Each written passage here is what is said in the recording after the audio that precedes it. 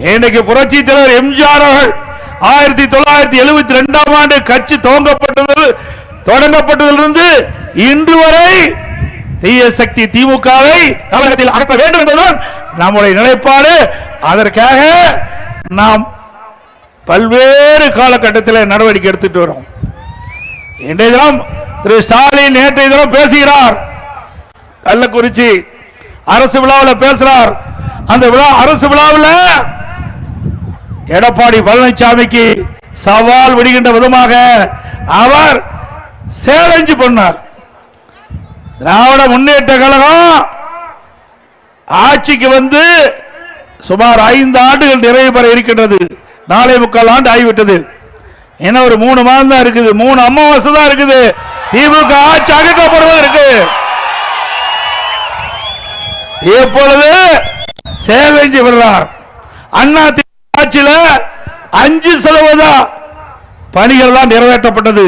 திரு ஸ்டாலின் அவர்களே, சிந்தித்து பாருங்கள்.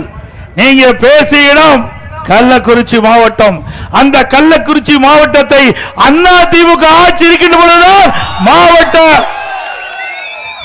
காஞ்சிபுரம் மாவட்டம், இந்த மாவட்ட மக்களுடைய கோரிக்கை ஏற்று காஞ்சிபுரத்து மாவட்டத்தை பிரித்து செங்கல்பட்டு மாவட்டத்தை தலைமையிடமாக கொண்டு புதிய மாவட்டத்தை உருவாக்கியது அண்ணா திமுக அரசு.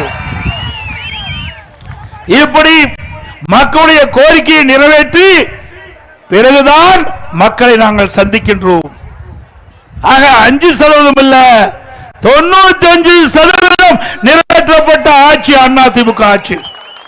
வெறும் 5% தான் திமுக ஆட்சி அவள் அறிவிக்கப்பட்ட அந்த தேர்தல் அறிக்கையில் நிறைவேற்றப்பட்டிருக்கிறாங்க. வெறும் 5% அறிவிப்புகள் தான் தேர்தல் அறிக்கையில் திராவிட முன்னேற்றம் குறிப்பிட்டதை நிறைவேற்றிருக்கிறாங்க. ஆனா அண்ணா அப்படி அல்ல.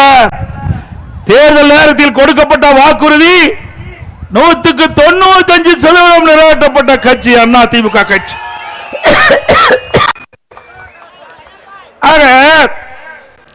கள்ளக்குறிச்சி மாவட்டம் அங்க இருக்கின்ற மக்களுடைய கோரிக்கை ஏற்று மாவட்டம் தொடங்கப்பட்ட உடனே அங்கே புதிய அரசு மருத்துவக் கல்லூரி மருத்துவமனை கொண்டு வந்தது அண்ணா திமுக அரசாங்கம்.